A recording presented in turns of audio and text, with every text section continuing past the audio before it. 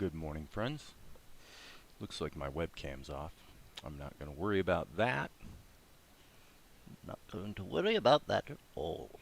He says in the voice of the very character we see on the screen right now. This is Asher. And he is effectively the narrator of our show. Whereas this guy, this is Melchizedek.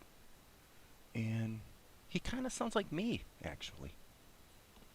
Well, they both sound like me, but when I'm Asher, I have to use an affected voice, as you can see. So what are we doing today? Well, I think I had mentioned maybe last week the idea of releasing a teaser of the show right here on YouTube. And as I was thinking about that, I was thinking, well, if I'm going to do a teaser, the scene where we first see TNR would be a good candidate, but is that actually the best choice? Well, I don't know if it's the best choice or the worst choice, but it occurred to me that it might be more useful to the show if what was released initially was in fact the first quote-unquote episode of the show, but it wouldn't be a full 24-minute episode. It'd be something more like, a couple minutes. Which would mean I need to complete a couple minutes of show. Get her done so that it's in releasable format, which gives me a bit of a to-do list today. Don't know if I'll get it all done today, but let's see. The to-do list was to rewrite the narration as Asher, locate Natalie's TNR voiceover, lay in the Vox, the voiceovers into the show, and score episode 1, which obviously is not going to happen today, especially because I'm actually working on the animation of the rewritten introduction. So here's the basic deal. If we, whoops, I just switched to the same screen. Okay, so the challenge that I am working with today, let me just find my spot here. I want to mark this because I'm using this as a bit of a reference for my drawing of Asher that I'm working on. But basically, here's the problem. Okay, so we've got this backstory. Okay, so now the good news is the backstory is only 2 minutes, 2.5 minutes. So the backstory gives us, well, the story. Oops, I'm on the wrong screen. Let me start over. The backstory here, which goes for 2.5 minutes, gives us the backstory that leads us to the actual show beginning 20 years later. There really should be a title here, by the way, that says 20 years later, but we kind of teased it here where Vespigi and Golek, who have essentially usurped the throne, there you go, you got a little cheese ball effect that lets you know that 20 years has passed. Okay, so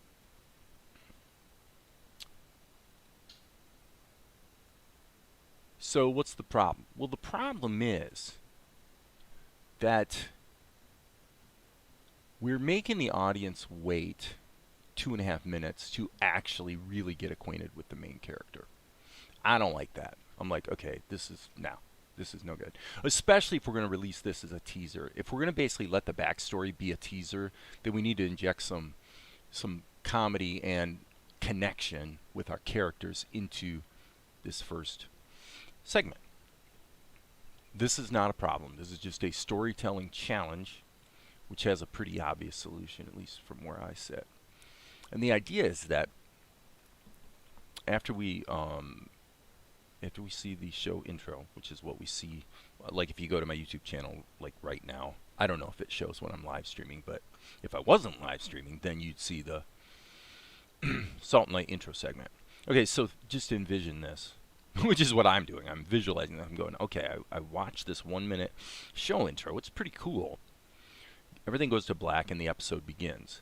Well, what we had was the backstory. Now, the backstory was somewhat improved by changing it from its original incarnation to actually being narrated by Asher, which really made more sense. But I don't think that's a complete solution either. So here's the solution I came up with. It's actually the concept behind it is basically Mel wistfully asking, why am I here? Who are my parents? And that dovetails into the introductory segment, and it ends with basically Mel saying, well, you didn't really answer my question, and Asher's like, another time, because we got to go feed the poor and do what we do. So that's the summary concept behind what I wanted to do in terms of story problem solving. And what I came up with was we open with Asher very studiously looking at his books. And by the way, I'm going to zip out here and try to keep moving forward with the work while I'm jabbering about it. Okay. I gotta be honest with you guys. I'm seriously thinking about live streaming less. I mean, obviously I talked about that a couple weeks ago. It's basically, here's the question: if the energy that I'm giving to the work is contributing to the finished product, then it's fine. If it's distracting from making progress on the finished product, then it's not fine. So, priority today, it's a bit of an experiment, is, okay, let's live stream, but I'm not going to be getting sidetracked about all the things I want to, either complain about the software or talk about socio-political issues or, no. My objective today is to stay focused on my mission. And my mission is to engineer in a disciplined fashion competitive quality media properties. That's what I intend for this to be, a competitive quality media property. And when I say engineering, I use the word engineering very specifically because what it means is there's no throwaways. There are no experiments, there are no tests. There are no throwaways. There is only progress. And so if something about this shot that I'm working on right now proves to be non-progress, then it needs to be fixed. One way or another, it needs to be fixed. It needs to ultimately be whatever has to happen to bring this to a quality level where it contributes to the final product in a way that is consistent with my intent. So my intent was I wrote the scene and now I'm animating it. So this needs to be ultimately wind up being finished quality that I could unabashedly insert in a show that is being distributed all around the world. That's what I'm doing. Okay, so what's my solution to the problem that I described? Well, my solution is what we're going to do is we're going to have Asher. We're going to open. I can hear the music too in my head, which is really cool. We're going to open with Asher studying his books, and then very quickly, within just a couple seconds, he's going to hear Mel say, there's something that's been bugging me. And then Asher's going to stop. His eyes are going to kind of pop open like he's not comfortable with this moment. And then he's going to soften. And by the way, this is open to a little bit of revision. Again, we're engineering this. But basically what Asher's going to do is he's going to go, Melchizedek, I knew this day would come. And Mel's like, well, a guy gets hungry, Yes. To understand his past, his story. Mel says, well, actually, I was wondering if we had any popcorn. And Asher becomes very nonplussed because he sort of opened the cat bag. And then Mel's like, okay, and again, this is subject to revision. This is the first draft. Mel's like, well, now that you mention it, I always have kind of wondered where I came from. All right, Melchizedek, it's time you learn the truth. So that whole thing should take about maybe 30 seconds. And then what that does is it gives us a somewhat amusing introduction to two of the main characters, Mel and Asher, and then provides a basis on which to go ahead and run the backdrop, the backstory, with Asher narrating, and then possibly at key moments in this first 2.5 minutes, go ahead and jump in to the present with Mel kind of going, well, yeah, but, and then Asher leaps back into telling the backstory so that he keeps forging ahead, telling the backstory. And then at the end of the backstory, it turns out he hasn't actually revealed anything about Mel's origins. He's just told the backstory. But he can't get to that because they need to get moving to go do what they do every day, which is go feed the poor. And so basically we'll fade to black and then cut to that scene and then on with the show as already animated. So I think that solves a big problem. It actually solves a massive problem, which is that we really needed to find a way to get acquainted with and or connected with Mel in particular right away. So I think that's a better way to start the show out. So that means I got some work to do. Not a problem. Not a problem. So that's the plan. All right, so let's just think about this. Okay, so one question that's coming to my mind as I'm thinking out loud here is that, do we really want to proceed with animation if we're not 100% certain about what's in the script? And that's really a fair question.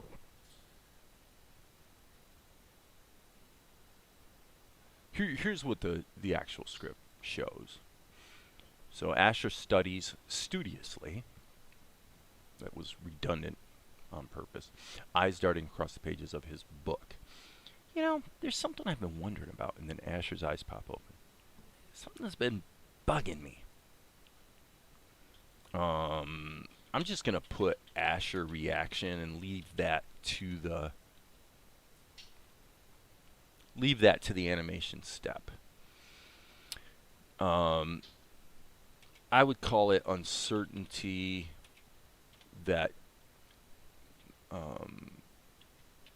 softens to... Okay, so he starts with, you know, how do I handle this? Because he thinks he knows what's going on when he really doesn't. Softens to, I knew this day would come. Well, you know, I mean, a guy gets hungry. And the way that's voiced and acted is going to be really, really important, because the whole idea is to do a little sleight of hand to the audience where they are seeing it the way Asher is seeing it. That's the whole point. Yes, yes, yes, I know. I think I'm feeling this. Yes, yes, I know, Melchizedek, I understand.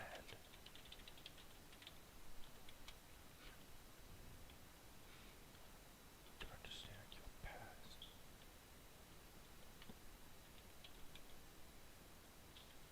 I'll make this more personal. Your past, your story. That makes... And then we cut to Mel. Again, supported by the score. You know, I could totally hear this thing that's kind of building up, and then it kind of goes bloomp and becomes a little nice little punctuation. I'm actually wondering if we had any popcorn. Asher goes nonplussed. But now that you mention, I have kind of wondered where I came from. You know, he's a 15-year-old kid. He's a pretty easygoing guy. Asher blank relents. All right, Melchizedek, it's time you learn the truth. Okay, so optional to have Mel occasionally interrupting to signal that this doesn't really answer the question, and then at the end of the intro, or the backstory. But that still doesn't explain. Okay, so yeah, today is definitely the animation Truman show, because you guys are seeing the unfiltered background of how this stuff comes together. Oop, no time, the villagers are waiting, but the poor and the hungry will not wait. Off we go. So I'm liking that. That feels pretty good. I think that gets me to where I want to be in terms of getting our characters in there and also getting our backstory. And by the way, it also buys us a little bit of time in the sense that the hey Tiny Salad, good morning. The it buys us a little bit of time because right now episode 1 is clocking in at almost straight up 24 minutes. 24:11. So that's actually really cool because the intro segment's going to take 1 minute. Our entire goal is 24. So that means with this stuff that I'm going to add to try to make the introduction segment better, we have the ability to chop 90 seconds out of episode 1, which just, that's nothing but good. That means tighter editing, things move faster, keep the audience engaged. Maybe arguably less burden on the score to try to help punctuate emotion or keep things moving for the audience. There isn't a lot of dead space, frankly, in the show. But I'm sure there's going to turn out to be some. So, okay. So now I have to think about the engineering, if you will, of this shot. There's a few things I see already right now that are kind of stupid looking to me. Number one, what was I thinking? I want to take this piece out here. This might have made more sense before I moved him, before I centered him. But so what I'm going to do is grab this and just say, you know, why would he be sitting at the very end of the table? That's kind of stupid. So, okay, cool. So now we've got Asher here, and then the debatable thing is, do we want to? I don't think I should do a slow pull or something like that in terms of, like, if I'm going to be close on the book. I think that probably the shot should open with the book. So let me check one thing here. Okay, so let's make a duplicate of this shot. So D key, and then I'm going to go back here, and I'm actually going to scale this up.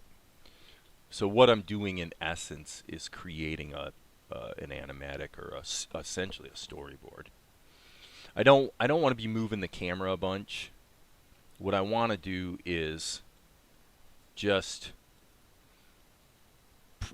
I could dissolve. Okay, so I could dissolve from this. So what would we see here? We would see his finger moving across the letters, and then maybe pan up a bit so we begin to see his lips moving as he's sort of going over whatever he's reading. So those are my clues to the audience of what he's doing. It's not like it's hard to understand, but so this would all have to happen very quickly. You were talking about 2 seconds, probably 2 seconds of the finger moving across the page. You could say, all right, so let's find the middle ground here with this shot. I'm definitely thinking out loud here. If we go the route that I'm saying, then what would actually happen would be more like this. Okay, so that the camera would be, let's actually use this color to, we'll just do this kind of anime style where we put the clues right into the page. And I can always erase, if I hit, sorry guys. What the heck did I just do? Okay, hit undo there, Dave. Okay. Yeah. So what I meant to do just now is if I hit erase, but it's in selective mode, I can always erase just my overlays, right? So that's useful. Okay, so what would happen here is we'd have a pretty close shot on the finger in the book. Okay, that's then going to expand out, maybe as a cut and maybe as a dissolve and maybe as a pan. I'm not sure. But this would only be about 2 seconds. I'm going to actually, you know what, I'm going to add another color here and make it blue. So this would be, darn it. See, Opentoonz used to, if I had a My Paintbrush and I created a new level or a new palette entry brush, if you will, it would retain the settings. In Tahoma2D, at least this version, it doesn't seem to. So you have to go into your My Paintbrushes and set that yourself each time. Okay, so this is about 2 seconds, all right? And then his finger would be essentially moving across the page. As we pull up, we would see his eyes making their way across the page. and we would see his mouth. So his mouth would basically be just doing that. It's just kind of a mumbling sort of thing. How do you decide how and when to move the camera? I found I have a tendency to pan it around more than is probably necessary. Okay, Tiny Salad, that's a great question. People who are new to animation and aren't very experienced always have the tendency to move everything too much, actually. It's why when you see people do little 7-second demos of something they created in Blender on YouTube, usually what you see is that flowy thing that I've complained about sometimes, where inexperienced animators, everything's moving all the time. It's actually what still sucks to this day so badly in some video games, where they've done motion capture of actors for the essentially background, characters that are sort of standing around or whatever and filling up the space in the game, and the motion capture actors feel compelled to move. They feel compelled to do something to justify their job. So then you get these background characters in a game that are going like this. They're just floating around going like this in a way that no human being would ever do, right? So I'm not sure why all people seem to have these same proclivities but I think it's because we're attached to the idea that we can move things. It's kind of exciting to have that power that we have in our tools, our animation software. And so then we go hog wild. So I don't know if that's quite the question you were asking, but it's kind of an important point to consider when I already said about 5 minutes ago, I've got 3 choices here. Okay, I can create this shot. Okay, so actually, why don't we'll call this shot A. Okay, so this will be up to about here is going to be shot B, and then eventually we get to this as well, probably, although not necessarily. Okay, so now the question becomes, are we going to pull the camera out? Spider GS07, on the left side of the screen, are those your storyboards? No, actually, okay, that's a good question too. So give me half a second, Tiny Salad, to explain one thing really quick. The overall show, Spider, essentially was still images, okay, that comprised a storyboard. So you had a 24-minute storyboard. What I found was that each individual drawing would generally last 3 seconds. If I threw them into my editor 3 seconds at a time, it usually came out pretty close to what the final edited show would be. Okay, and so for me, the storyboard exists on my hard drive, and it's basically thrown into my editor, and then one by one the shots in the storyboard get replaced with the animated shots. Okay, so that's how it works. What this is just the level strip. Like, these drawings are from this level strip, and this is actually from a couple nights ago when I was live streaming, and I was just doing some character studies in the show, and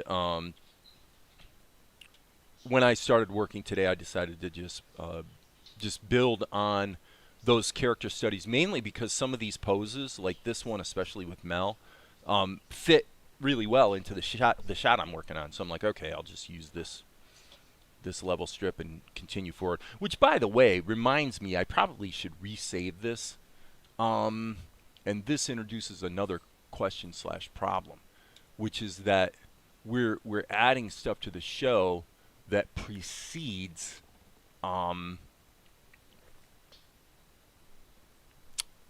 bear with me, folks. I'm literally thinking out loud here. Okay, if we go back here, we already had quite a long time ago a bunch of shots that got deleted. So essentially we've got, this is scene 11. So we could say that 1 through 10 are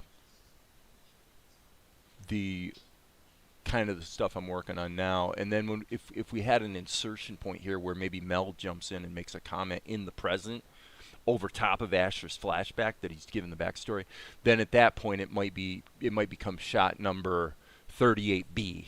It's, to go between 38 and 39, that type of thing. So that's normally how I've done it. So I only bring that up because actually right now it would probably be smart for me to save this under an intelligent name. So what I'm going to do is I'm going to take a little bit of a risk here, and I'm going to save as, but I'm going to save it as 000. And probably that's going to overwrite an old shot. And it does. You know what? I don't care. The old shot that it's overwriting is a legacy shot that I'm never going to use. And doesn't actually fit into the show. Now, come to think of it, though, well, this is a great example of why I call this the Animation Truman Show, because this actually brings up something else. I want to actually look in my backup right now, and I want to go ahead and open shot number 000, just to make sure that it's not something important, so it won't kill me to do that. And this is the shot.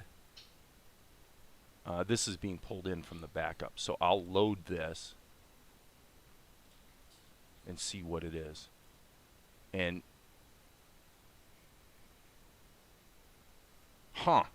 looks like it's a candle flame. You know what? I think I'm going to use it. Actually, that's kind of ironic, but I need to embed this in the current shot, not load it. So what I'm going to do, oh, this is hilarious. So I'm actually going to import this. And because just one of those little magical moments, it kind of makes sense to have a candle sitting on the table, illuminating the shot. So since I've got a candle flame, we might as well use it. That's kind of funny. All right, so anyway, enough of that silliness. With that, I will save all. And then also, as a matter of due diligence, on my other screen, what I'm going to do here is I'm going to jump over. And by the way, I know I was on the wrong screen, so you guys didn't see me drag this in as a sub scene. So if you guys have any questions about sub scenes, feel free to ask. Otherwise, I'm going to assume you already know about sub scenes. And what I'm going to look at here is I'm going to go back here to actually shot number 000 and see what we have in here. Probably, okay, I see what this is. This was a shot. Now this is interesting too. Because this suggests, oh yeah, this is kind of not cool. This suggests that 000 is being used in the show introduction. Yeah, there's the logo. Okay, so this is definitely a dangerous situation where I have not I got to figure out a little different numbering system here, because otherwise I'm really asking for trouble. Okay, 000 redo 2 of 21. All right, so what I'm going to do now is I'm going to actually load this. Oh, strike that. I'm working from the backup. I do not want to work from the backup. I want to work from the actual show. So I'm sure this is dreadfully boring for you guys, but unfortunately it's part of the old it is part of the Truman Show here, because it's something I need to do. Okay, so now I want to go back to the backup because okay, so what I'm looking at down here is the fact that there is actually a shot 000 redo right there. And now that's a little creepy. Why do we have the redo here as a backup? Oh, I see why, because this is all the backup files. Duh. Don't be stupid. So, unfortunately, we have to climb all the way down to where all the Toonz files reside. There it is. Okay, so this is what I'm interested in. This is 000 redo, and I suspect this has something to do. I'm just going to load it over here as a subscene. So what you guys may or may not know is that if you drag and drop a Toonz file into another scene, it gets loaded as a subscene. So look at this. This is actually 000 now, which is in fact part or potentially all of the show introduction. Certainly a lot of it. So yeah, we can't use 000 as a name. All right, so let's jump back up out of this subscene. Let's delete this, and then we want to kind of clean up our work here a little bit. So the way we do that, I'm trying to find my mouse so I can roll my mouse so we don't get things centered again. Okay, so I'm going to go to my view.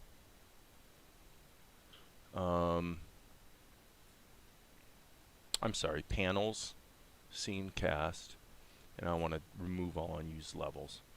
Okay, so now this cannot be saved as 000. There's no problem. Well, geez. Yeah, there's no problem with the legacy scene 0 that I overwrote. That doesn't matter because that was garbage. But there's a lot of stuff in the 000 folder that isn't. So really we need to save this as something else. And again, sorry guys to have to make you sit through this.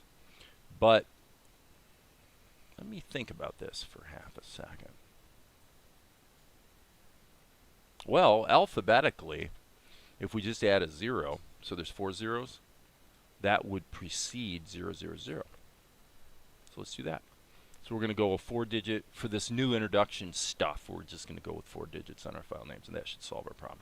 Okay, so with that said, what that means is we're going to save our render when we render it to scenes 0000 render, and we're going to render as JPEGs. Okay, that effectively solves our problem. So now we're basically back up to date.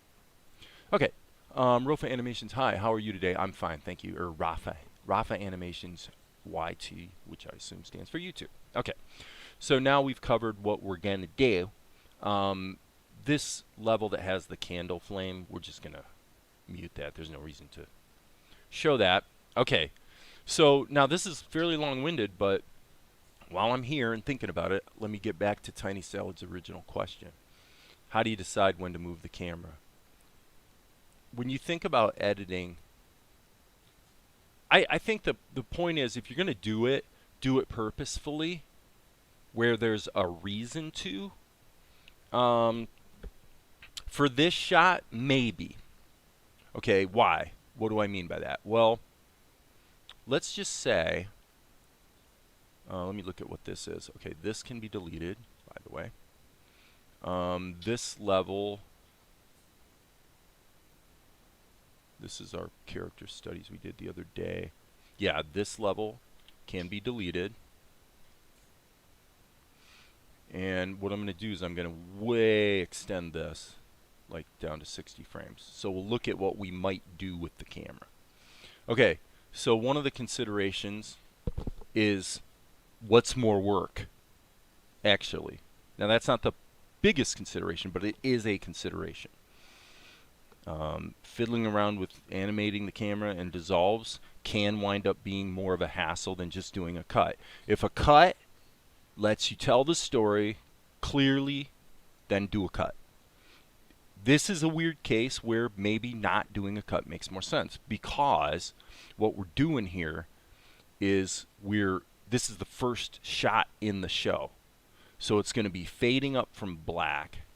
So if we're going to follow the plan here, I'm going to actually switch this to the camera view so that it actually moves, effectively moves the camera. So everything moves the opposite way.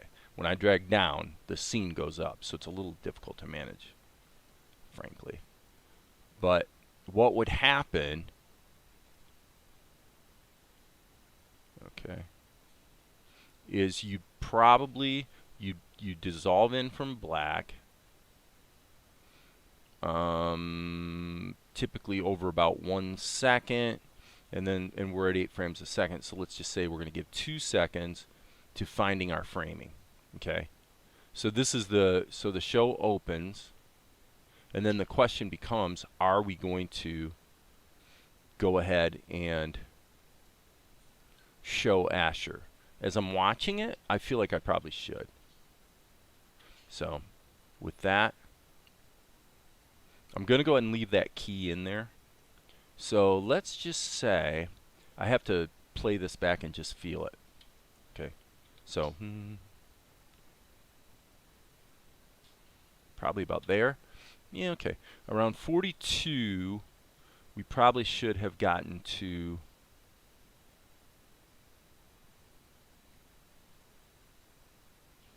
about here. And at this point, whoops. Yeah, this is where moving the camera is a bit of a hassle compared to just moving the frame, because everything's in reverse in terms of the motion. So now it would up from black, and wow, that is way too fast. Okay, but that's all right. The basic move is correct. So with that, this kind of gets back to Tiny Salad's question in an indirect way, because when you're really doing storytelling, it's really easy to find yourself moving too many things way too fast. Hey Ed, how you doing, buddy? Everybody say hi to Ed. Ed is one of the, well, Ed is the premier Krita animator on YouTube, as far as I'm concerned. So there's a lot of, well, I shouldn't say there's a lot of, there's some really good animators out there, but when it comes to using Krita as the primary tool, Ed's the man. Okay, so what we're doing, what I'm doing, Ed, by the way, is this is going to be a 30-second recap, actually. 30-second recap of what we're doing today is that the introduction to the show I need to make more personal. So I've got this 2.5-minute backstory, and then at the 2.5-minute point we finally meet the main character. I feel that's not acceptable. We need to meet Mel and Asher earlier, and so I've written a scene that I'm working on now that basically gets right into the show in a sort of an amusing way, where we enter the show, we see Asher. Let's look at the timing of this. So a little music behind it. We see his lips moving. Okay, so right here the camera should stop. So the pacing of this is about right. And I guess we probably should come to here because of you know, in the event that this actually showed on television, we would want it to be inside of these red lines right here, because otherwise it would not be title safe, and that means that potentially part of the frame that's outside of these red lines would actually get cut off on a television. Probably not relevant today, since no one actually watches television per se, you know, broadcast television that much. But okay, so what happens is we see his fingers panning across the page. We see his lips moving as he's reading. We see his eyes dart, and then the camera should stop right about now. Okay, and then the stupid scene ended. So we need to extend this so that we can actually see it stop. All right, so here we are. Asher's reading, and then Mel says, "You know, I've been wondering." Okay, so now that's pretty close to right. So as you can see, this took a lot of time. We're talking about quite a few seconds. This gets back to our question about cutting. This gets back to Tiny Salad's question. It's a really relevant question in this case. Okay, let me back up here and explain this. This is a super example. Okay, we have a problem. The problem is that if we're gonna open this scene with the feeling that we want, okay, which is that we're just pulling out, and and as we pull out, we're getting context. We see the finger, we're not quite sure what's going on. We see the lips moving. We're still not quite sure what's going on. We see his eyes darting across the page, and we have no idea who this guy is. So now here's the problem. First of all, this camera move is actually, the second phase of the camera move is a little bit long. So in order to sort of emotionally feel right, this segment would really want to be even longer. Well, the problem is we're talking about 15 seconds of nothing happening, basically. Okay, so you could argue that, well, you know, this is kind of setting the mood, and even still, as you can see, the camera starts moving too quickly. This camera move has to be, I have to stretch this key out if I really want to keep the camera move consistent. Obviously, we could take out the middle key. I'm well aware of that. Okay, but let me just get the feeling here. So, nice music playing. We're starting to see what's going on. But as I say, I've got a little bit of a problem because we have just chewed up 15 seconds of show just for that first shot. That doesn't work. Now, what Disney did, if you watch a lot of Disney movies, especially through the middle period that was kind of their worst period, I would say through mid-60s through mid-70s, a lot of times they would have a situation like this. I remember seeing it in, you know, the Black Cauldron. I remember seeing it happen. But basically what they would do is you've got this dissolve, you've got this pull out with the camera, and then they would dissolve, effectively jump cutting to about here. Well, actually probably about here. So you would have like a half-second dissolve from this slow pull to this slow pull, just so they could cut the time down. And it was certainly the right choice. So in this case, I think that's probably the right choice for this too, because we don't want this to take too long. Now the other option, getting back once again to Tiny Salad's question, yes, the fade in from black, basically what you're going to find, if you go into the show and you look at it, sometimes just for sort of emotion, sometimes they go a little longer. So this is a 3-second dissolve, but this one's more typical. Usually a dissolve in is going to be about 1 second. Sometimes they'll go to 2 seconds. And then here, because it's the end of an entire segment, I allowed that to take a little longer. And you can kind of hear the music working underneath it as it transitions into the next scene. And then it comes up quicker than it went down. So those are just things you learn. But basically, for me, it usually turns out to be about 1 second. If you look at each of these dissolves, they're probably mostly about 1 second. Yeah, it looks like they are. Okay. So here we have the concept of Vespigi being persuaded to usurp the throne, and then 1 second dissolve, 1 second dissolve, on and on it goes. So there you go. So 1 second is a good rule of thumb. It's not actually a rule, but it's kind of a good rule of thumb. Now if I was gonna, I would say for this, I'm gonna take this key out right here. Okay, and that didn't change it much, so now we've only got one keyframe. And so little music, and then probably right here we'd go dissolve, and then boom. We've just eliminated about 5 seconds from the shot by dissolving. And it's not really any more work for us either, because it supports the storytelling and it gets us to where we want to be. Now the other option would be forget the stupid camera move. And this is a totally legit choice, by the way. Forget the camera move. Just fade up from black. So I'm going to go ahead and, well, should I get rid of the camera move or not? Yeah, I'm going to get rid of the camera move for now. I can always just animate the shot. Okay, so we get rid of the camera move, and it looks like that got rid of both. Oh no, it didn't. There it is. Okay, so then what we would do is we would say, okay, let's not be stupid. Let's say we're gonna have, if we're gonna animate this, we're gonna center.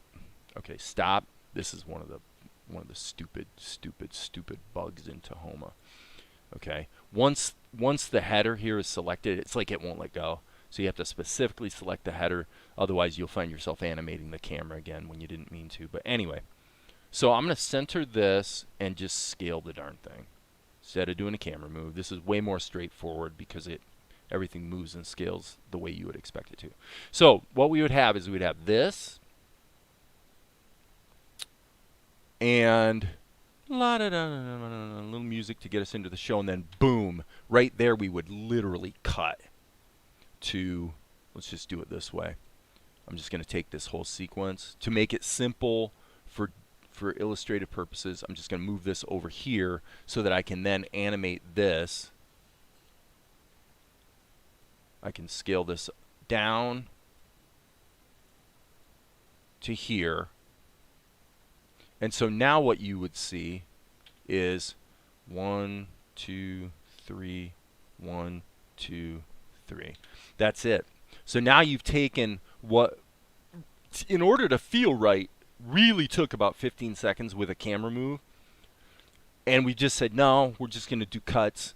And frankly, as far as I can see, the feeling is about the same, because really it's probably the music underneath it that's carrying the mood. So, yeah, okay, so Ed asked maybe fast then slow out. But I'm not, in this particular case, I'm not seeing that. I mean, this is literally the beginning of the show, so we've got half a second to fade up from black. And now what we need to do is we need to establish that he's sitting there studiously looking at his book, and then he's interrupted by Mel, who asks a question. So for me, from a storytelling standpoint, you know, fade up, boom. To me, we're done. And then at this point, we've eliminated all of this. This is all completely unnecessary. Because remember, one of the goals here is to just get into the darn story and not bore the audience, right? So let me move this animation keyframe down to here. Let me see what we have here. Okay, that's correct. So this key, I believe we can delete. Yeah. Okay, so we've just taken 15 seconds and turned it into about 6. And I don't think the storytelling is harmed in any way. And by the way, you could find a middle ground. Okay, what's the middle ground? The middle ground would be do this. Look at this. I'm going to scale this up. And now I'm going to scale it down just a little bit. So we just get a little bit of a feeling of movement. And then probably when we cut to here, probably not keep the camera moving, actually. Probably go to a static locked shot. So what does that feel like? Up from black, little music underneath it, a little bit of a mood, and then boom. And by having that cut come a little bit abruptly, we're beginning to manipulate our audience's emotions a little bit. We're introducing energy, you might say. Okay, so now what happens is all we need is enough time to see his eyes move a little bit, so about a second, and then Mel says, you know, I've been wondering about something. Okay, so let's deal with that now as animators. Okay, and by the way, just to keep things clean here, I'm going to take this and move it over to here so that it does not have any animation keys baked into it. Yeah. Okay, so that works. Why does that look like it is? Oh, there. Okay. Little wakey, folks. When you drag some cells from a level that has an animation key on it into a new column, it actually duplicates the animation key. So make a mental note. That's something you're going to want to be aware of. Okay, so so now what we're going to do is we do the cut. Boop, right there. So again, just keep this story moving. La da da da da da da. You know, I've been wondering about something. Right there. So basically on frame 42 or so, we're going to, once we do this cut, we're going to hear Mel's voice. So we're asking the audience to process 2 things in their mind. One is going to be the moving lips and, well, no, actually strike that. I think we're going to have about 1 second of that. Yeah. So his lips will be moving and his eyes darting like this. Just his eyes. I'm not going to animate his head for this. All right. So about 1 to 2 seconds, and then Mel says his line. and then Asher reacts. So I'm going to hit the D key and make a duplicate frame here. Cut these guys out. And now we need to say, well, what actually happens here with Asher in terms of his expression? All right. So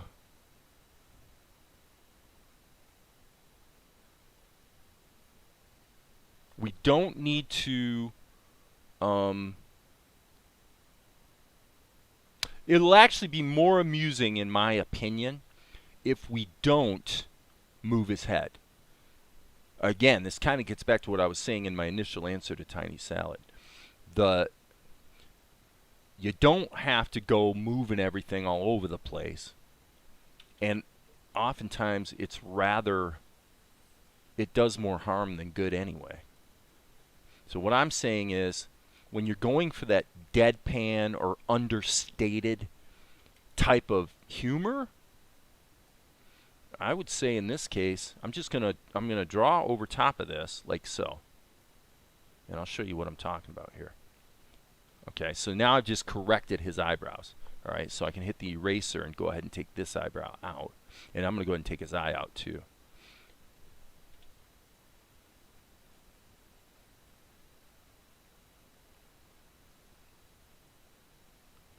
So what I'm saying is, he hears Mel's voice.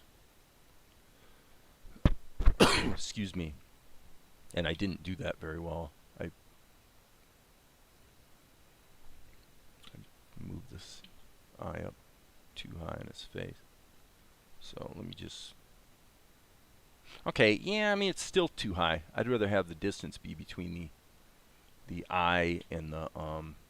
In other words, his eye really doesn't need to change position. Duh. Alright, so let's go here. So, but I want to have this moment of the eyes popping open. So this is a fairly short keyframe right here. It's probably going to last.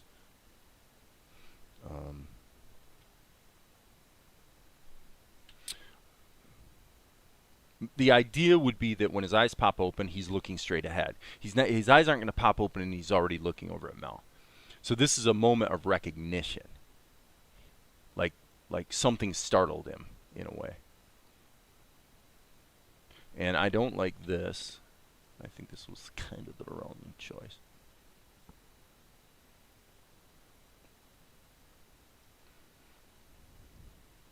Okay, so let's do 2 frames of that, and I'm going to make another duplicate. And then I think I don't want to get myself in a rut here, trying to do what I call polishing a turd. So what I want to do is just, if we're going for deadpan, let's redraw it and make it right. Okay, so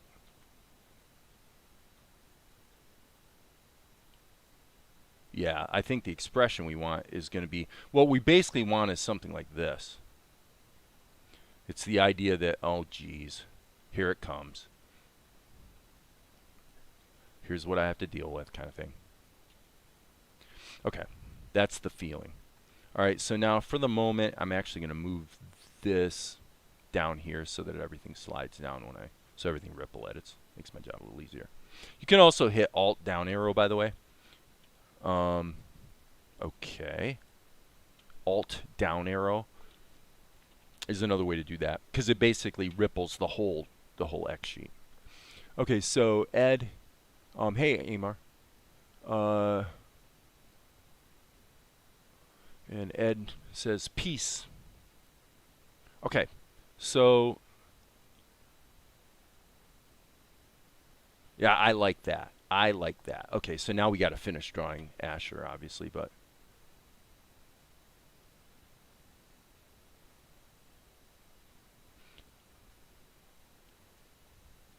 we got to get his characterization right.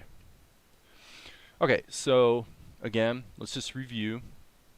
Hit the N key so we can see things at the actual size. Ish. This is the very start of the show. I've always wondered about something. Okay, not bad. I said the line too late. So it would cut to this. I've always wondered about something. Okay, not bad.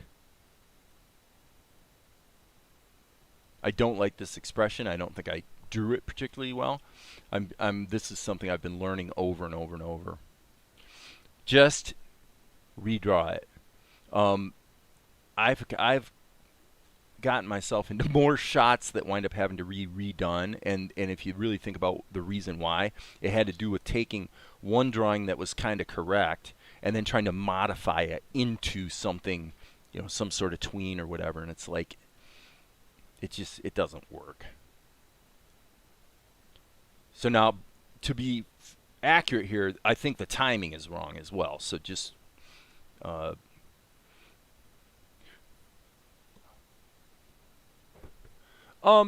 Amar's question, the short answer to that question is we don't have time.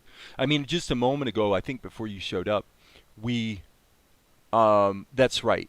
So before you showed up, what we had established was this feeling in the scene where we're doing this. It's the first scene in the show. We're fading up from black, and we got this slow pull out with the camera where it's like, man, to create the mood we're trying to create with a camera move would take about 15 seconds.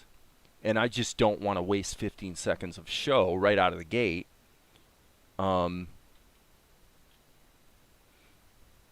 We've already sat through the show intro, which is 1 minute, so we've got a little bit of context in the mind of the audience. Okay, so now a question here would be, do we want to do that? I don't think so. I think we're really stepping out of character here on Asher, but I think it might be okay because this is just a reaction. It's not going to be on the screen very long. And his eye might be... actually, that's not horrible. The only thing I wonder about is... So, to get back to your question is... I'm in a real-time process right now, as evidenced by just taking a 15-second camera move and chopping it down to a 6-second cut. I'm really trying to find here, how do we tell the story as compactly as possible? There's all kinds of things we could do with Asher, but that doesn't mean we want to. Okay? So this gets us into the show. Mel says his line. Okay, not bad, not bad.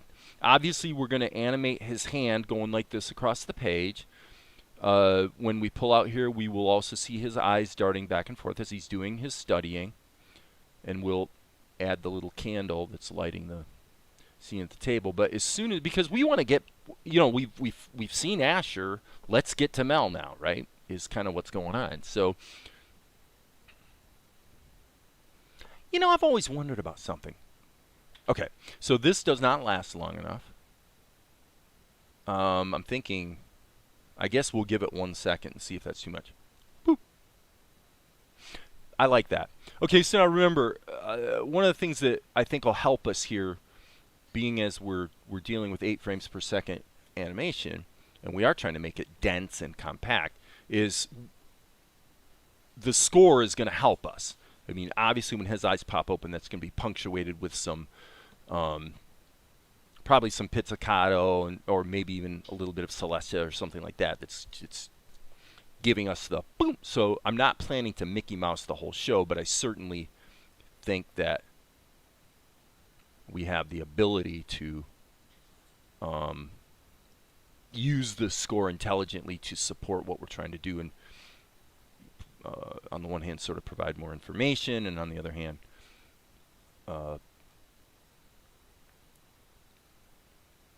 support the mood that we're trying to establish. I'm probably going to start working on scoring episode 1. What is today? I don't even know what day of this is. Is today Friday? I don't need. Hey, Maria. Didn't even notice you there. Is Asher Peter O'Toole? No. Asher's just Asher. I mean, I play the part of Asher, and frankly, I didn't have any particular character in mind. And he doesn't have a particularly British voice either, like Peter O'Toole. It's got a little bit of a British hint to it, but basically it's Asher's just Asher. Okay, so you guys can hear this in your minds. I'm sure you can hear sort of a dling, bloom, right, with the way the score would help with that, and it would just make it. I think it's a really good idea actually. At the very start of the show, we're establishing a lot of things here. Number one, we're going to go ahead and finally get smart and introduce Asher and Mel quickly. Number two, we're establishing the tone of the show, because this scene that I wrote this morning has some humor in it. Okay, so for those who weren't here, initially his other arm was kind of cocked out like this. I take it or leave it. I certainly could see something like this, the hand here. You could even go further and have something like this. But I don't really want to belabor the idea of him studying. I think it's pretty obvious if he's looking through the book and his mouth is moving and his eyes are moving. We know the guy's reading. And so again, if you can establish that in 2 seconds, then I don't want to spend 10 seconds establishing it, right? So this is pretty simple. And look where we're going, by the way. So we have this reaction.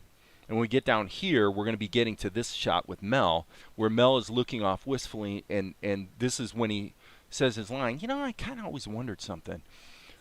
So these character studies I did, was it last night when I live streamed this? I think it was. I kind of like these shots, and I want to go ahead and use them in this scene. So, but the pacing and timing of it's still being worked out a bit. So. Let's see here. That's okay. I see. That's the repeat that Tahoma puts in there when you make a duplicate drawing. You guys might not know what the heck I'm talking about right now. When you hit the D key to duplicate, the very next frame becomes the prior drawing, which is almost never what you want, but that's the default behavior, and I don't know of any way to. Was wondering why I didn't recognize the scene. Now I'm going to take that as a compliment that you'd be familiar enough with the show that you would see this scene as being unfamiliar. So let me recap for those of you who weren't here. Here's what I did. The first 2.5 minutes of the show are backstory. Okay, it establishes the usurpation of the throne. It does introduce Asher as a younger man. It introduces Golek as a younger man. Blah blah blah blah blah blah blah blah blah. And then it brings you 2.5 minutes to the point where we finally meet Mel and get into the actual story. So I have a problem with that. And by the way, why is there a shot missing here? Oh, I see, there isn't. Okay, I have a problem with that. I want to meet Mel sooner. I want to establish the tone of the show, the feel of the show earlier, blah, blah, blah. So I wrote this new scene, and here's the new scene. I may massage the dialogue, but here's the idea. Asher studying studiously. Obviously redundant there. Let's change that to Asher studies a book. Because visually, and I'm putting it in caps because this is not a rule of screenwriting, but it is a convention some people follow, which is that when you put something in caps, that tells the reader of the screenplay that this is what the camera is seeing in this scene. Okay, so Asher's studying a book, eyes darting across the page, and then you hear Mel's voice. There's something I've been wondering about, and Asher's eyes pop open. That's what I just animated. Something that's been bugging me. And then Asher kind of softens and says, I knew this day would come. And then Mel's like, well, a guy gets hungry. And Asher jumps in and interrupts him and says, yes, I know, Melchizedek. I understand. To understand your past, your story. And Mel has a blank look on his face. He says, well, I was actually wondering if we had any popcorn. And then Asher goes nonplussed because he realized he just let the cat out of the bag and opened up a can of worms that he didn't need to. And then Mel says, well, now that you mention it, I have kind of wondered where I come from. So Asher, still blank, relents and says, all right, Melchizedek, it's time you learn the truth. And that's where we fade into the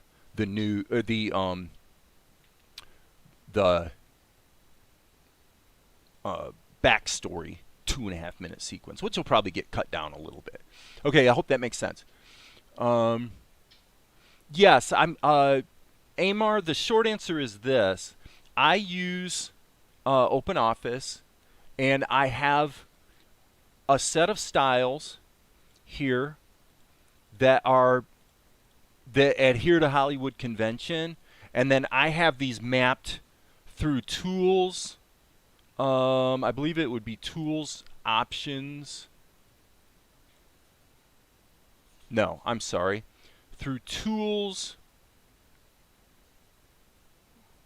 I'm looking straight at it and I'm not seeing it. I know I am. Where the heck is it?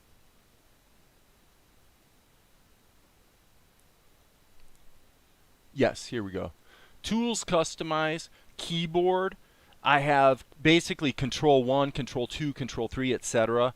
mapped to these characteristics. So if I want this to be exposition, or there it's a camera transition, and just by hitting hotkeys I can turn it into a parenthetical, I can turn it into a new scene heading, or as is more common, this is a character. And I have the styles set up so that if I put in a character's name and then I hit enter, the default next styling is dialogue, which is almost always what you want. So things like that. So there's a few things like that baked into it. But yeah, it's open office. Okay, so there's that. And Amar's comment says, "Yeah, Dave, you're giving me like way more information than I really even wanted, dude." Yeah. Okay, so onward and upward. So we've got this reaction from Asher, and then it seems to me that the next thing we see should be Mel. Okay, so we see the cut. Hey, I was kind of wondering, And then, yeah, I'm thinking here we want to probably cut to Mel. So this is the prior shot with Asher. I'm just hitting Control X and taking out these shots. This I can take out as well.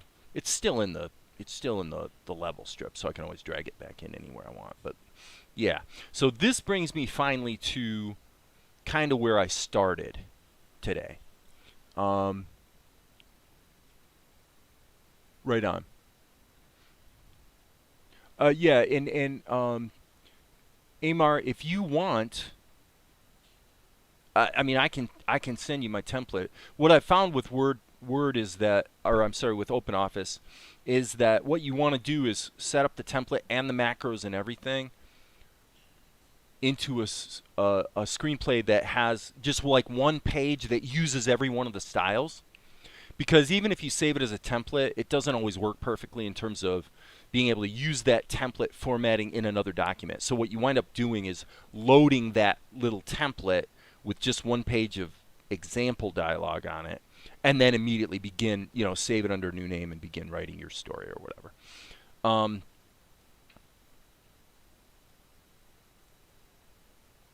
Okay, so now we're in the mode of really breaking down in real time what we're doing here storytelling wise.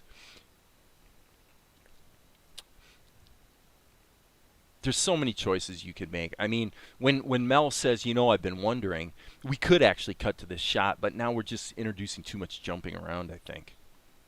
So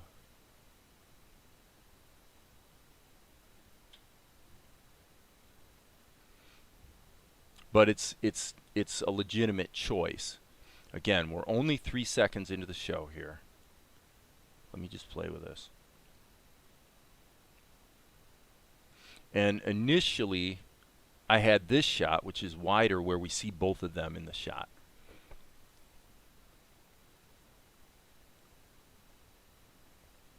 Question becomes,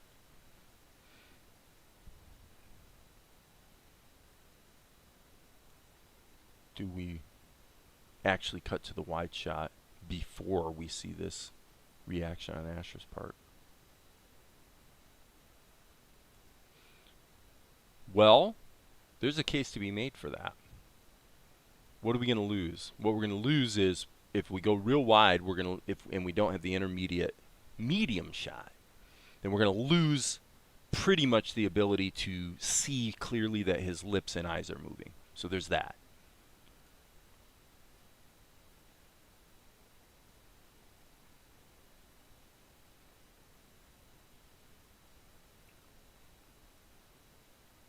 Well, I appreciate your comment, Ed. I think you, from what I remember, you do pose to pose animation, um,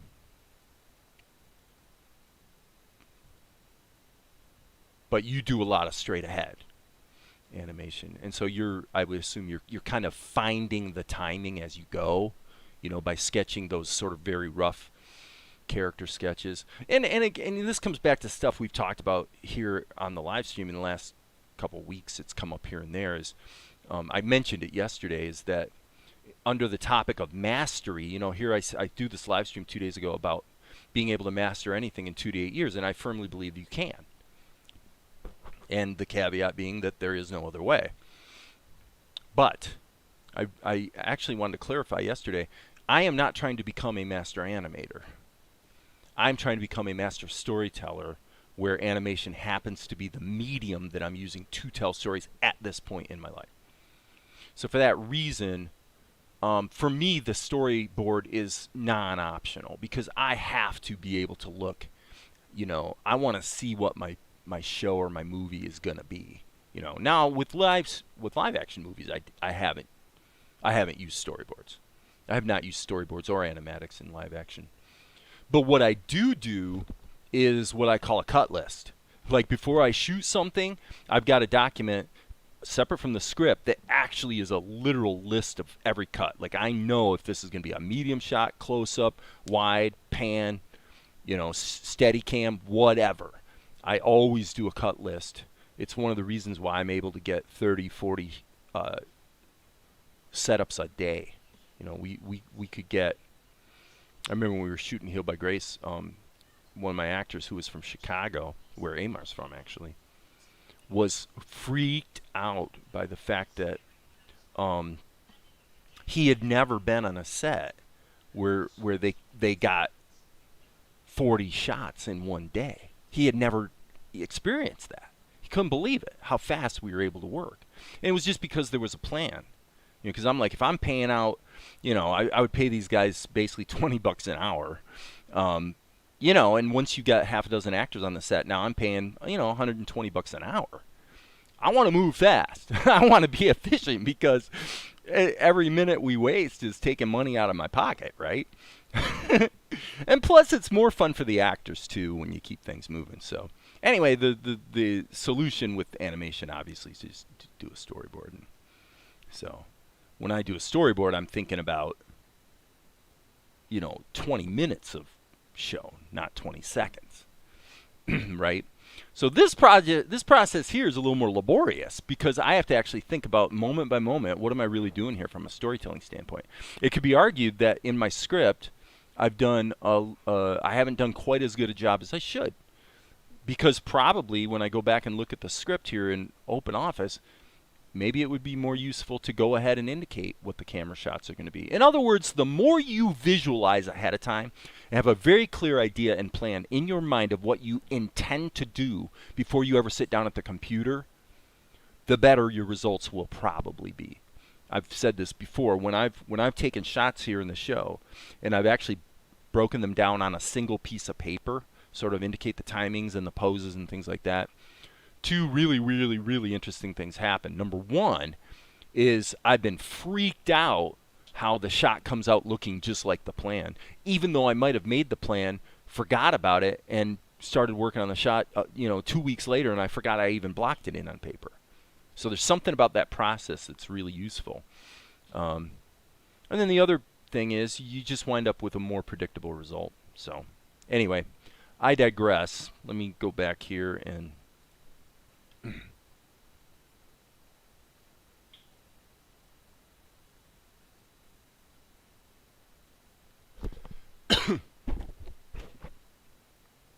Awkward Penguin makes sense. Knowing why you're animating is important. Well, and I kind of for your guys's so everybody understands what I'm talking about. I kind of did it here actually. I didn't do it on paper obviously, but I did it here, where I mapped out what the camera move was going to be and what the two positions of the camera were going to be. That this is going to take 2 seconds. The lips are mumbling. The eyes are dancing across the page. This is the kind of thing I would do on paper. Okay, and then I might have the paper right in front of me and say, okay, because I can't emphasize enough, if you, especially because there's so many times that I haven't done it and I always regret it, right? I always get better results when I really make a plan and visualize very clearly in my mind what the final result is going to be. You know, the better you can actually see it playing in your head, the better you can capture it. It's the same thing I've been talking about lately about painting, is that when you can, it's hard. It's hard. It takes practice to see accurately, and then to take what's in your brain, you know, you register your reference, and now you got to get it down on the paper or the canvas. It takes practice. Visualization is a muscle, as far as I'm concerned. And it's a muscle that we would all do well to exercise.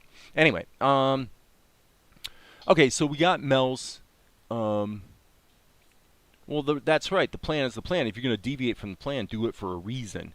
Where the point is, you know what the reason was. Okay? We can spend so much time, and I'm drifting into it a little bit here, so we want to be a little careful. But, you know, you can spend so much time just guessing.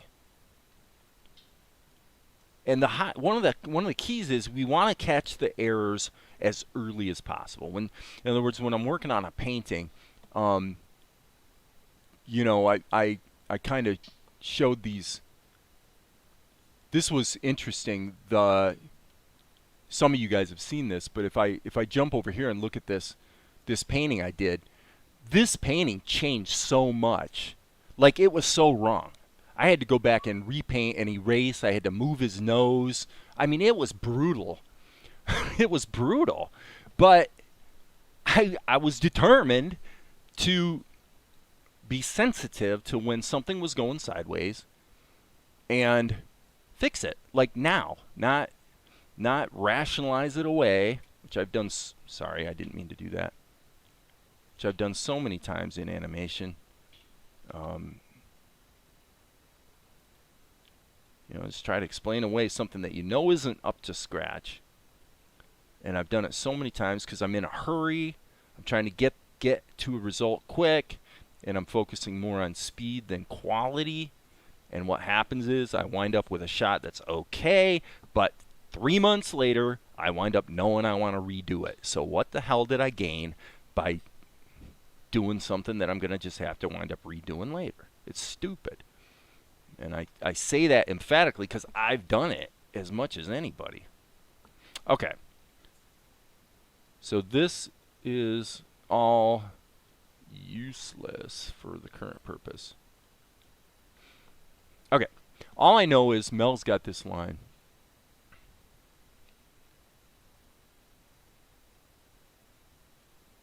Wow. I have to say, that it is not very often that anyone references a Barbara Mandrell song on this live stream. So, well done, Amar. If loving you is wrong, I don't want to be right.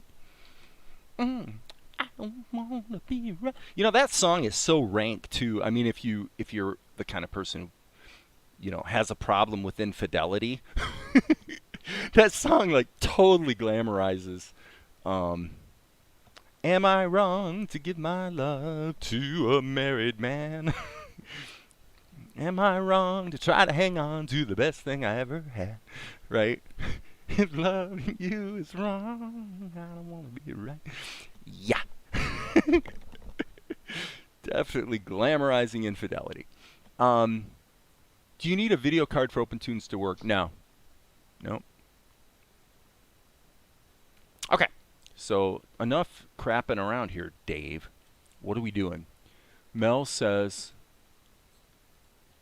I got to get into animation here. Quit blabbing, you guys. Otherwise, I can't be live streaming if I'm going to get bogged down in blabbing and not get the work done. Okay, so Mel says, something I've been wondering about.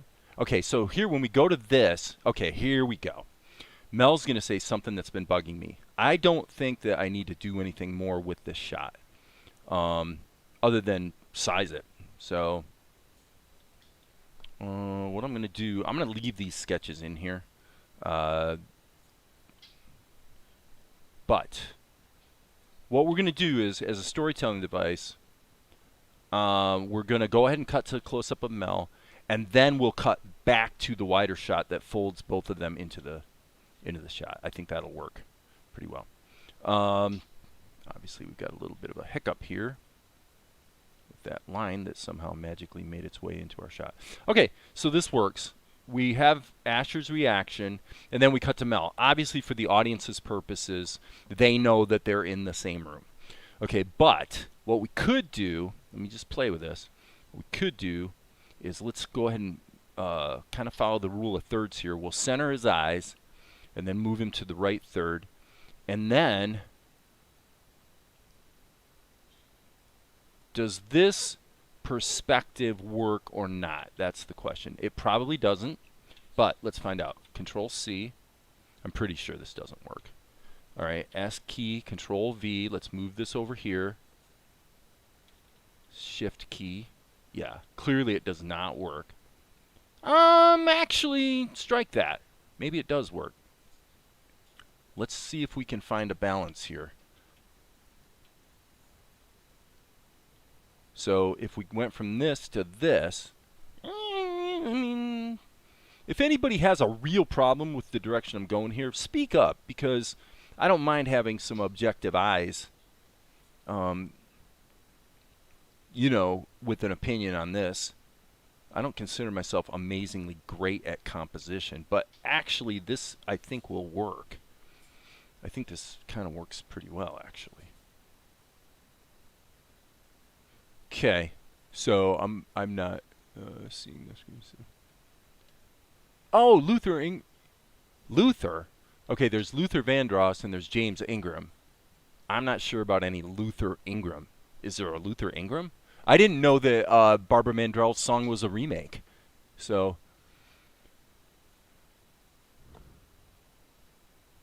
Luther Ingram. Yeah. Was it James Ingram or was it Luther Vandross? Dude, I don't think there's a Luther Ingram. If I'm wrong, you can shame me publicly because I'll deserve it. But by gum, I don't think Luther Ingram is correct.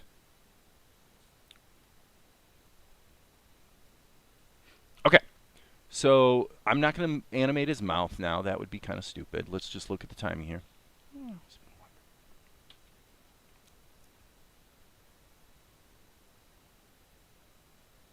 Okay. What is this? Okay, maybe.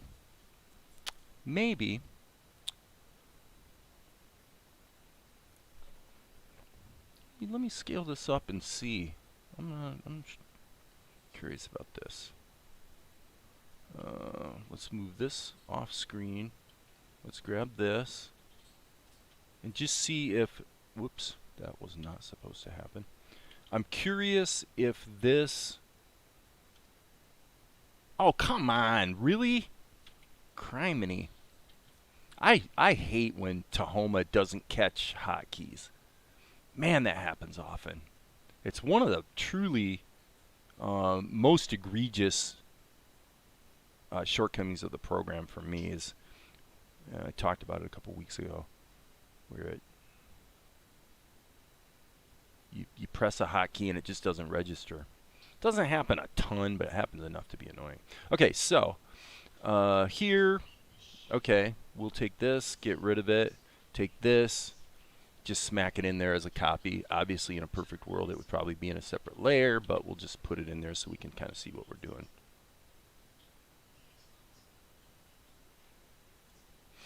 Okay, so now what I'm thinking about is the, oh, hey, Max. Brazilian and I watch you. Hey, thanks. Okay, I gotta come. So he says yes. Well, there is a Luther Ingram. Wow. There's a Luther Ingram. Okay, I gotta find Luther Ingram on. I don't believe it. Never heard of Luther Ingram. He died in 2007. Wow.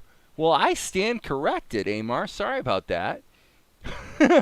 That's hilarious. Okay.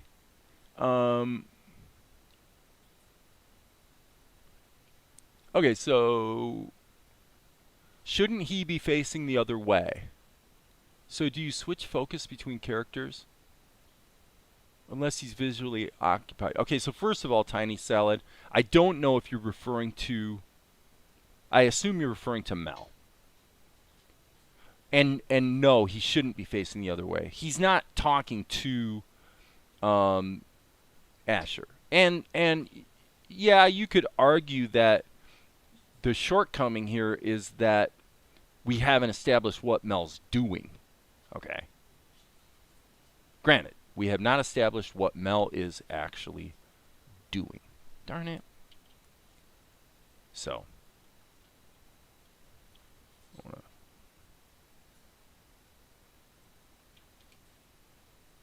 But boy, oh boy, I had never heard of Luther Ingram until today.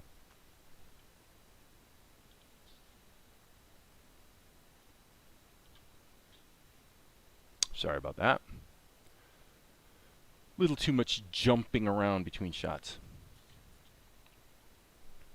Okay, so people react to something, Mel. Sudden head movement. Well, that's what I just animated, was a sudden head movement. Mini reference head. I did mini reference and I had both eyes more open and a neck move.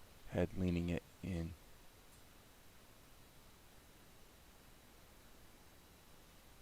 Yeah, that's true about the music being covered. Something that's been bugging me. Okay. What if...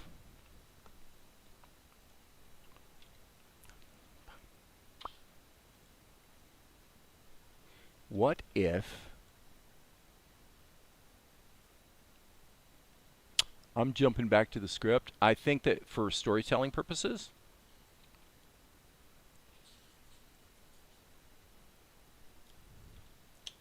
I'm going to say Asher. As you can see, Control 1. Enter.